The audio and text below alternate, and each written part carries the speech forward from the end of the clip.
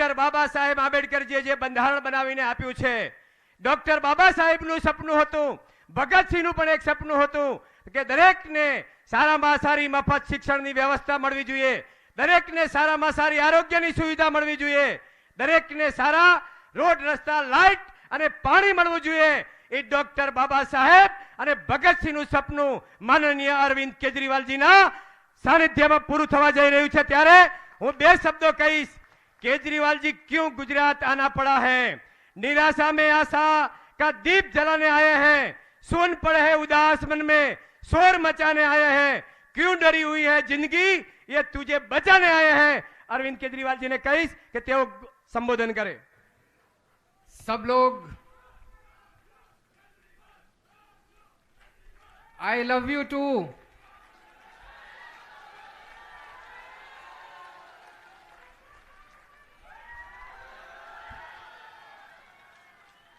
भारत माता की, भारत माता की. इनकलाब, इनकलाब. वंदे, वंदे. केम छो? मजामा? बहुत शानदार. पूरे गुजरात में एक बदलाव की आंधी चल रही है. चारों तरफ जबरदस्त आंधी चल रही है.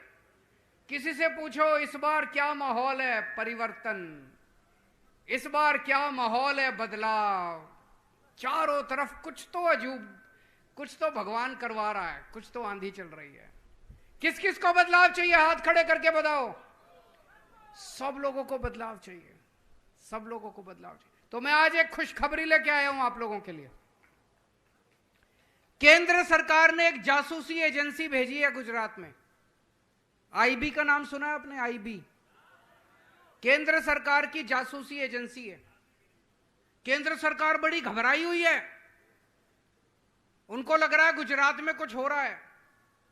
ऊपर इंद्र देवता देख रहे हैं, इंद्र देवता का प्रकोप है, इनका सिंहासन डोल रहा है. इस बार सिंहासन से उखड़ने वाला है इनका राज.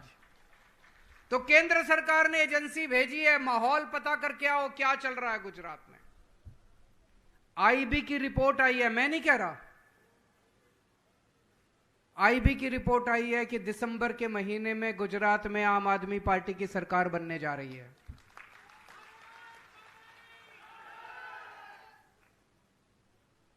पर उसमें यह भी लिखा है रिपोर्ट में, सरकार तो बन रही है अभी, लेकिन बड़ी किनारे पे है, मार्जिन पे. 90-92 सीट आ रही है, 90-92. एक बार जोर का धक्का मार दो सारे जने मिलके. 1.5 महीना बचा है, 1.25 महीना, 50 दिन बचे हैं. जोर का धक्का मार दो सारे जने मिलके. 150 से कम सीट नहीं आनी चाहिए. 150 सीट आएगी तो स्थिर सरकार बनेगी, पक्की सरकार बनेगी. सारे काम करेंगे जो काम 70 साल में नहीं हुए, जो काम 27 साल में नहीं हुए, सारे काम करेंगे. स्कूल बनवाएंगे, अस्पताल बनवाएंगे, बिजली मुफ्त करेंगे, रोजगार देंगे बच्चों को, सारे काम करेंगे. एक बार 150 सीट दे के देखो, भाजपा को जिंदगी भर भूल जाओगे आप लोग. तो सरकार तो बन रही है. 8 दिसंबर को नतीजे आएंगे, 15 दिसंबर को सरकार बनेगी. सबसे पहला काम क्या करना है? भ्रष्टाचार खत्म करना है. करना है कि नहीं करना है? भ्रष्टाचार इतना हो गया गुजरात में, लूट लिया इन लोगों ने. इतनी जमीन खरीद ली, इतनी कोठियां बना ली, इतनी प्रॉपर्टी बना ली अपने नाम पे, अपने बच्चों के नाम पे. जो बच्चे पैदा नहीं हुए उनके नाम पे भी इन्होंने जमीन खरीद ली. सारा पैसा स्विस बैंकों में ले गए, विदेशों में ले गए. कहते हैं गुजरात सरकार घाटे में चल रही है. यार घाटे में कैसे चल रही है यार?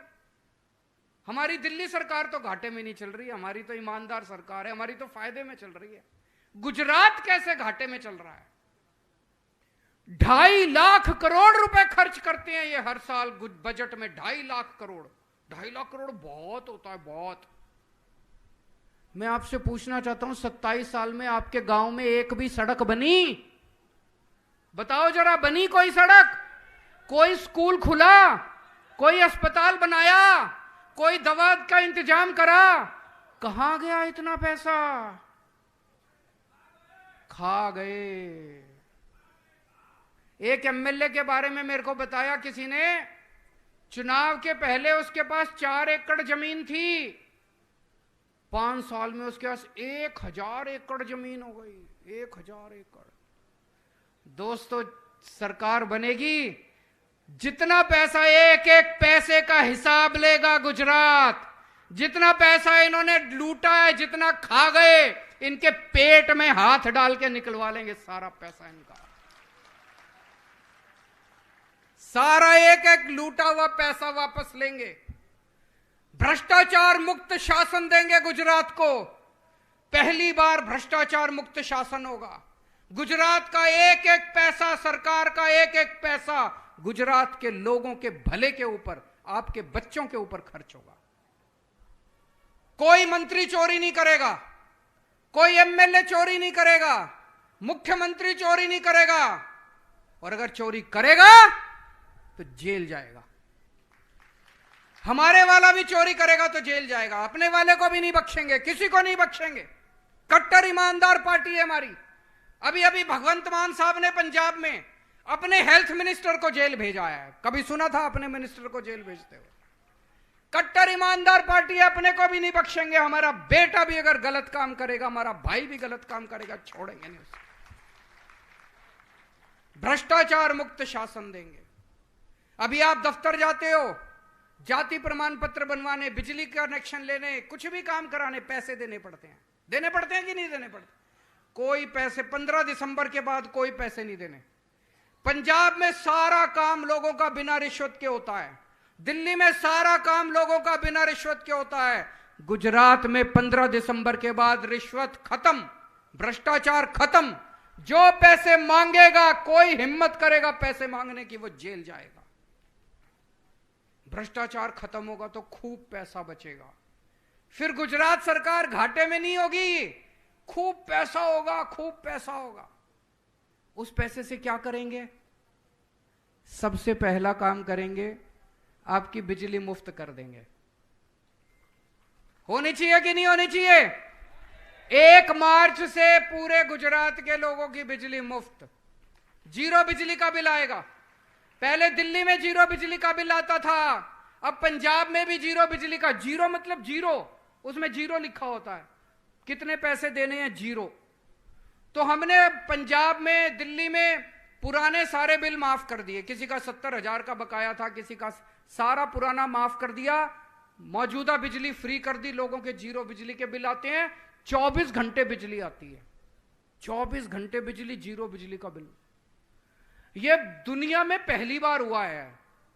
24 घंटे बिजली। चमत्कार है ये, चमत्कार, मैजिक।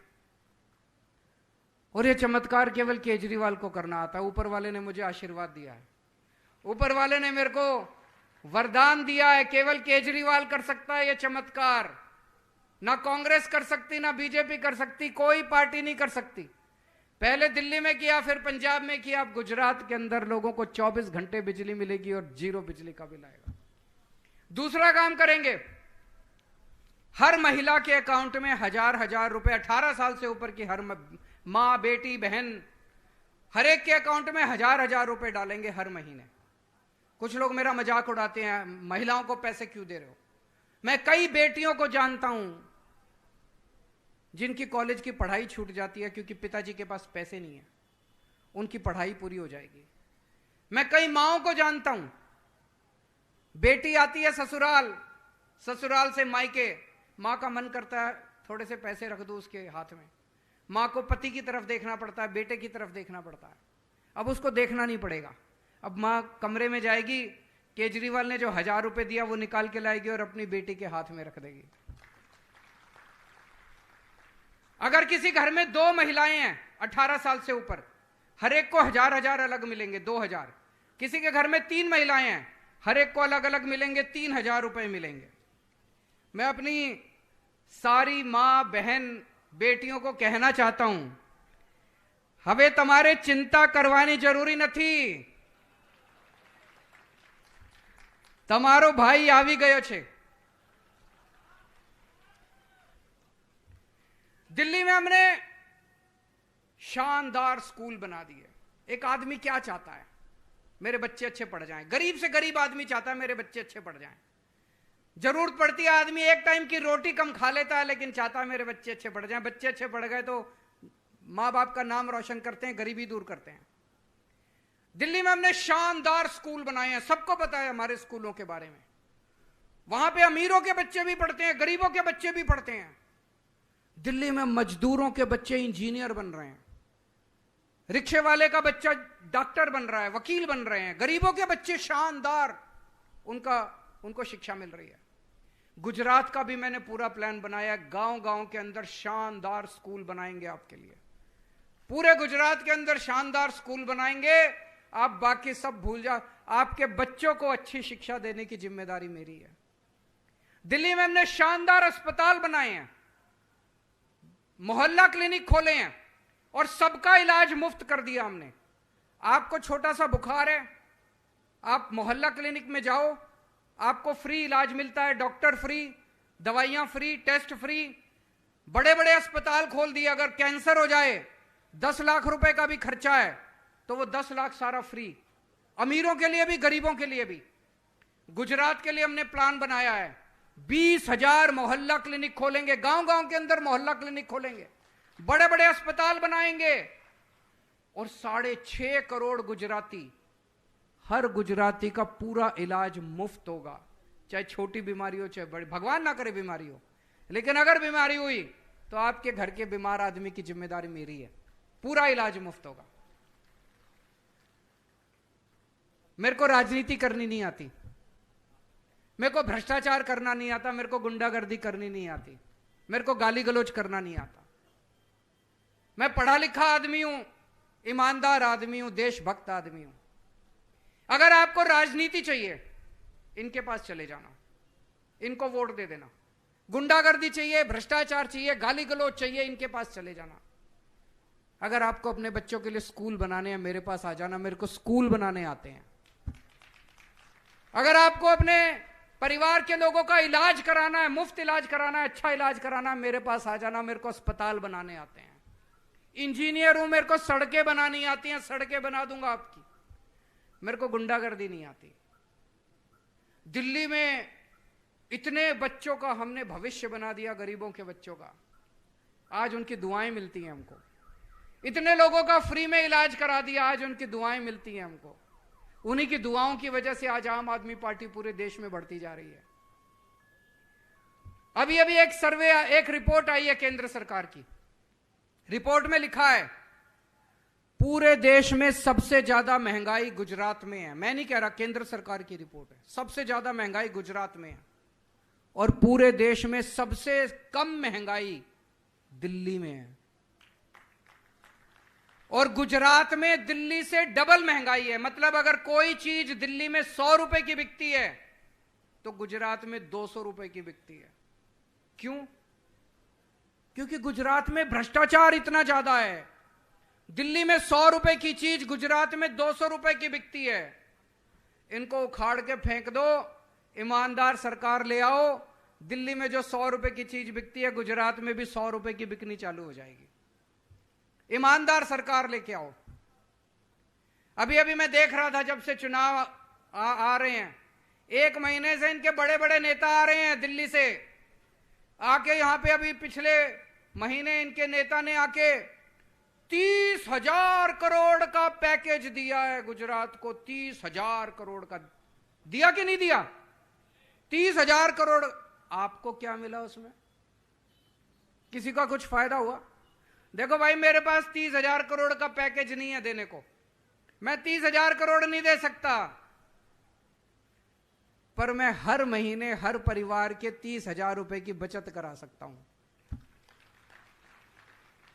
आपकी बिजली फ्री कर दूंगा, आपकी महिलाओं को 1,000 रुपए दे दूंगा, आपके बच्चों को अच्छी शिक्षा दे दूंगा, मुफ्त में शिक्षा दे दूंगा, आपके परिवार का सारा इलाज मुफ्त करा दूंगा. 30,000 रुपए की बचत करा सकता हूं हर परिवार को, आपका फायदा करा सकता हूं, आपके जो महंगाई हो रही है उससे थोड़ी सी राहत दिला सकता हूं। मेरे पास 30,000 करोड़ नहीं है। इतनी बेरोजगारी हो रही है, इतनी बेरोजगारी हो रही है। कौन कौन बेरोजगार है, जरा हाथ खड़े करें। इतनी बेरोजगारी है। मैं देख रहा था इन लोगों का, एक नेता, एक टीवी वाले ने पूछा कितनी बेरोजगारी है, आप इनको रोजगार क्यों नहीं देते। वो नेता पता है क्या कहता है? कहता है ये निकम्मे हैं, काम नहीं करना चाहते, काबिल नहीं है, रोजगार देने के लायक नहीं है। मेरे को बड़ा आश्चर्य हुआ। खुल के गालियां दे रहा है लोगों को। इतना घमंड हो गया इनको, इतना घमंड हो गया। इस बार तोड़ दो इनका घमंड, जाके बटन ऐसा दबाना, तोड़ दो इनका घमंड, एक बार तो तोड़ दो इनका घमंड। मैं आपको रोजगार दूंगा, मैंने इंतजाम किया है सारा, मेरे को रोजगार देना आता है। दिल्ली में 12 लाख बच्चों को मैंने रोजगार दिया है। भगवंत मान ने अभी 20,000 सरकारी नौकरियां दी हैं। हमें रोजगार देना आता है, हम आपके बच्चों को रोजगार देंगे। और जब तक रोजगार नहीं मिलता, आपके बच्चों को 3-3 हजार रुपए महीना बेरोजगारी भत्ता मिलेगा। और 10 लाख सरकारी नौकरियां और निकालेंगे नई। कई लोग मेरे से पूछते हैं ये टीवी वाले कहां से आएगी। मैं इतने स्कूल बनवाऊंगा, इतने अस्पताल बनवाऊंगा, मोहल्ला क्लिनिक खोलेंगे, उसमें नई नई सरकारी भर्तियां होंगी, इतनी सरकारी भर्तियां होंगी। कम से कम 10 लाख सरकारी नौकरियां निकलेंगी दोस्तों। अभी कल मैं थोड़े दिन पहले बड़ौदा गया था, वहां पे 10-15 लड़के मेरे को देख के चिल्लाने लग गए, मोदी मोदी मोदी। मैं उनको कहना चाहता हूं, बेटा जिसका नारा लगाना है लगाओ, मेरे को कोई दिक्कत नहीं है, मैं तुमको मना नहीं करूंगा। लेकिन एक बात देख लेना, तुमको रोजगार तो केजरीवाल ही देगा। तुम्हारे घर की बिजली भी मुफ्त तो केजरीवाल ही करेगा। तुम्हारे बच्चों का भी स्कूल का इंतजाम केजरीवाल ही करेगा, और कोई नहीं करने वाला। फिर मैंने उन लड़कों को बुलाया, मैंने कहा 27 साल हो गए, इन्होंने क्या दिया तुमको, क्यों नारे लगा रहे हो? कहता है जिन्होंने पैसे दिए थे नारे इसलिए लगा रहे हैं, वोट तो आपको ही देंगे।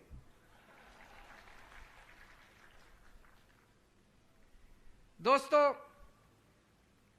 एक अच्छी बात है, खुशखबरी है कि अगले साल